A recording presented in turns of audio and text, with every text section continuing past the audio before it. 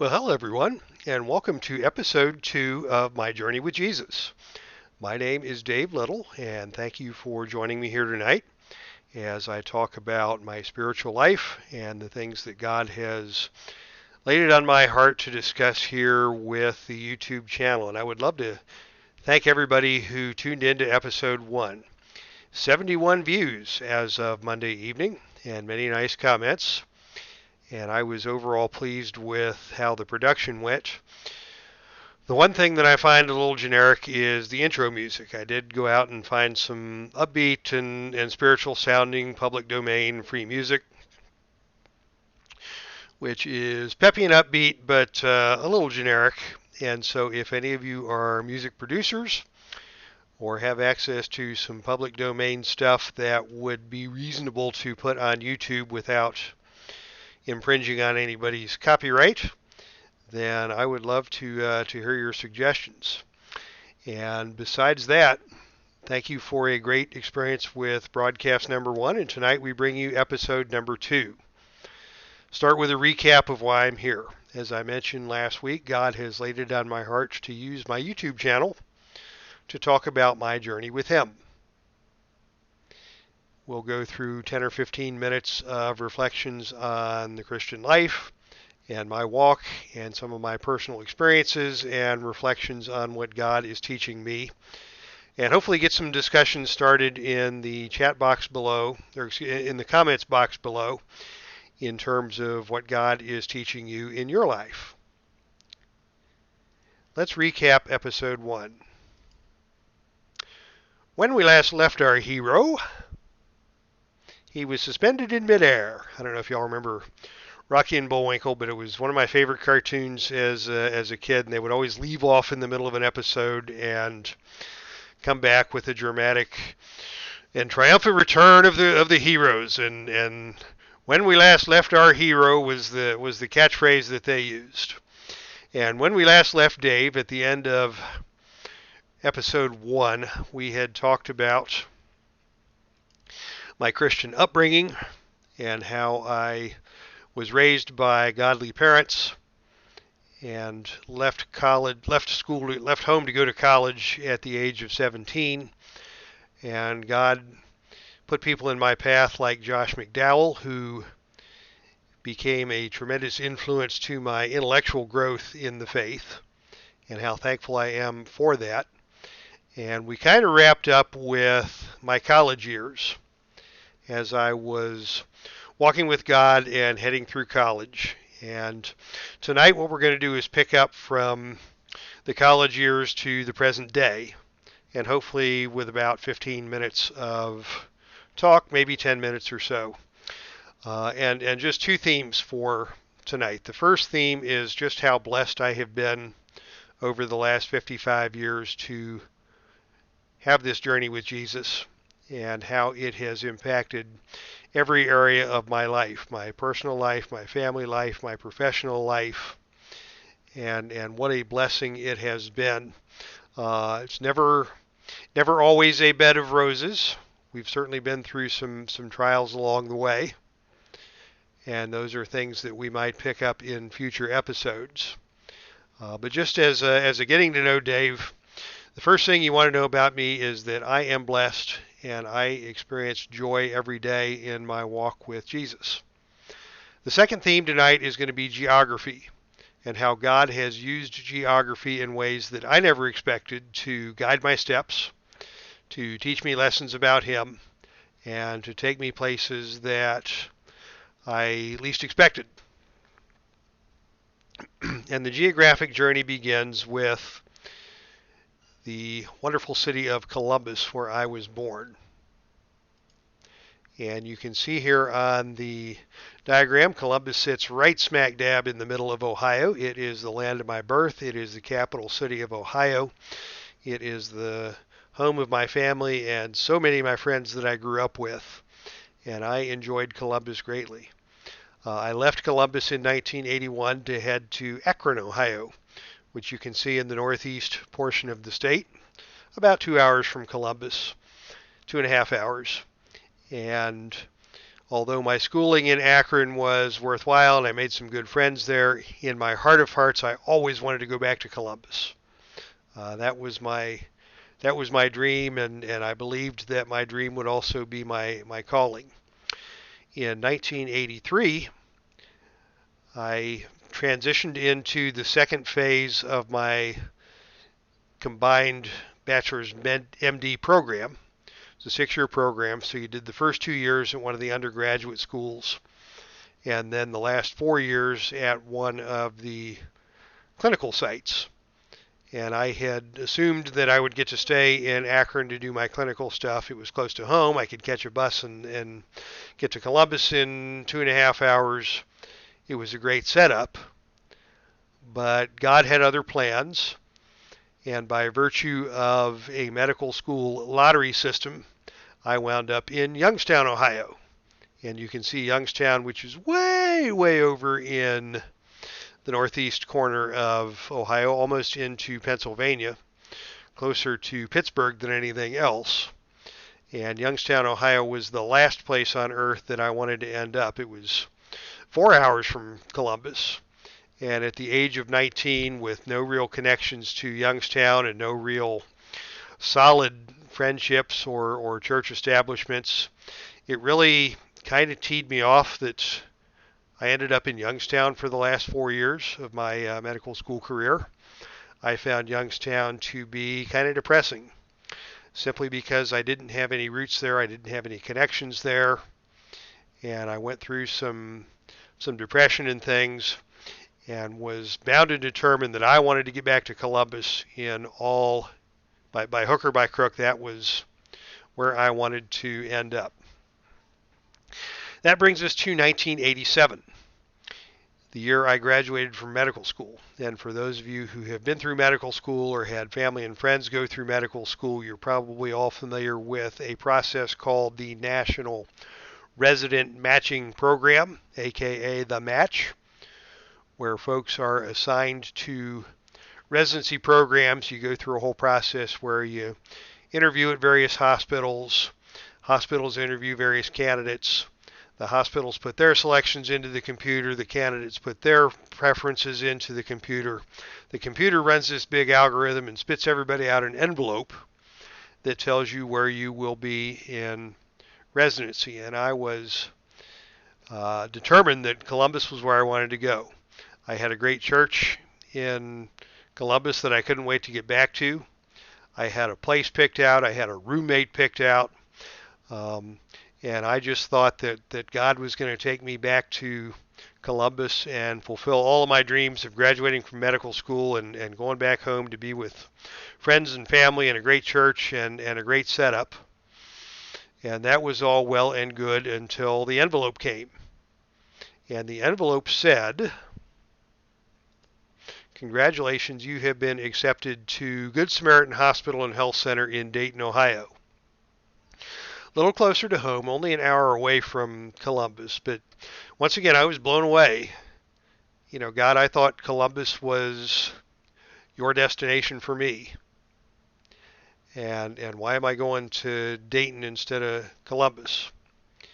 And after the whole Youngstown business, in spite of my disappointment, I began to see that yeah, God's at work in this, and this is going to work out for God's plan for my life. And I still wasn't happy with God, and I let him know about it, and tears were shed, and words were spoken in anger, and I had put on my big boy pants and headed over to Dayton, Ohio, again without friends, without family, without a church, without any sense of God's plan other than Good Samaritan Hospital is where I will be for my medical training for the next 3 years. And those 3 years were blessed. Dayton is where I met my lovely wife, Sharon. Many of you know Sharon. She's awesome. I was able to get started with a branch in Dayton that had newly arisen of the church I had been attending in Columbus and where I wanted to go back to. The church in Columbus was called Xenos Christian Fellowship. It was a home-based ministry, And there was a fellow in Dayton by the name of Roger Brucker who had the vision to create a church plant in his own home and connect that to the Columbus Xenos. And so I went there and got settled in and completed my training from 1987 through 1990. And in 1990, I moved to Columbus, picked up the family, went to graduate school, got my teaching degree, launched into my teaching career, applied for a job at Ohio State, did not get it.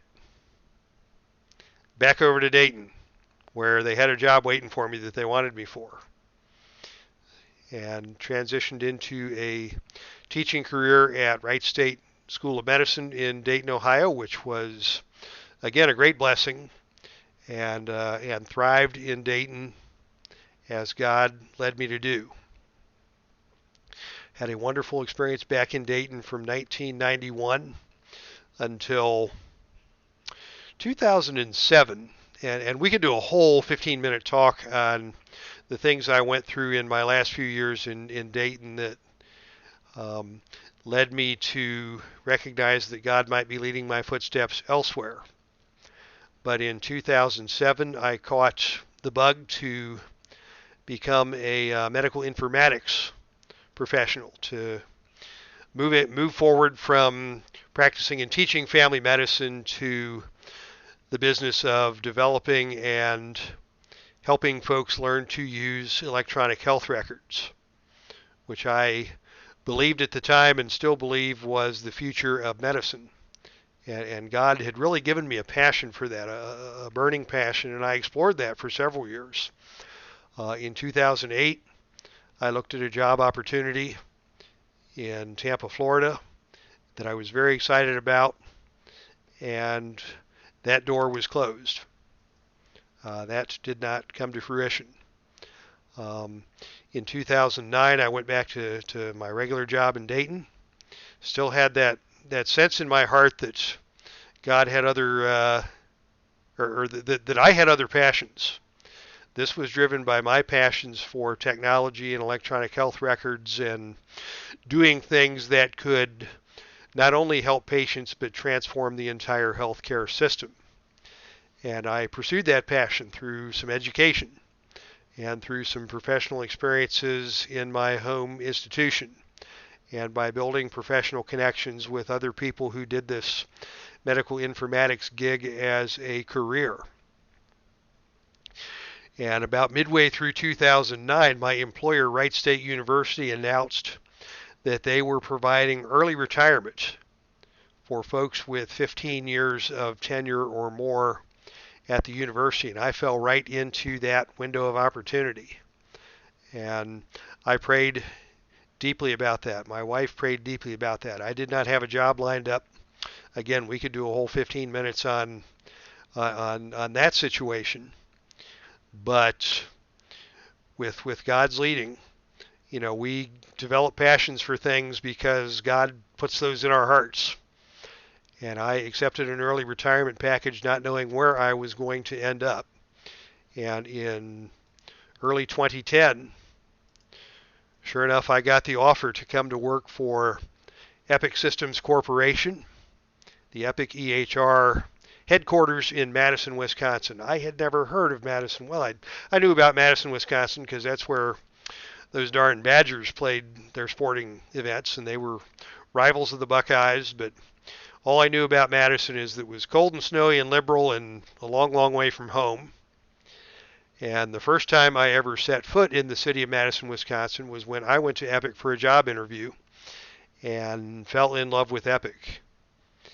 And knew that, once again, God was directing my footsteps. He was opening a door. And the things that happened in 2010, the housing market was collapsing. Our house sold in 2 weeks. I had a very narrow window of opportunity to decide what I was going to do after taking the early retirement package. In that window, God opened this opportunity to move to Madison. The timing was perfect at the high school graduation of my oldest son. My two younger sons were heading into 9th grade and 7th grade, and it was perfect timing from the family perspective. So with all those things coming together, God gave me a real sense in my heart of hearts that I had this passion and I had this dream and that He was going to bless that. And so we picked up in April of 2010 and moved to Madison, Wisconsin. And here we are now. That brings us up to the present day. In just a few months, I will be celebrating my 10th anniversary with Epic, which is a big deal with Epic. You get a plaque of your hands, and it goes up on the wall of the training center or someplace, and everybody gets to go by and say, oh yeah, there's 10 years for Steve Allen, and there's 10 years for Sam Butler, and there's 10 years for Dave Little, and look at all the 10-year employees that Epic has online. And so it has been a time of celebration, and that career change and that geographic change was something that I wouldn't have expected even a year before it happened. So what lies ahead? New challenges. God has put it into my heart to start studying theology. And this past week I started my first course in hermeneutics by way of Moody Online Studies. And I am enjoying the heck out of that. And God still hasn't shown me where I'm going to go with that. Am I going to completely retire from informatics and move into a career in teaching theology or teaching Sunday school or writing or becoming a Bible interpreter, or what's next? Or am I going to continue on for another 10 years at Epic and retire and have this theology training on the side as an outlet for my creativity in retirement? I do not know the answer to that. And as we talk about geography, I shudder to think where I may end up. But I will pray on this every day, and I will trust God to guide my footsteps.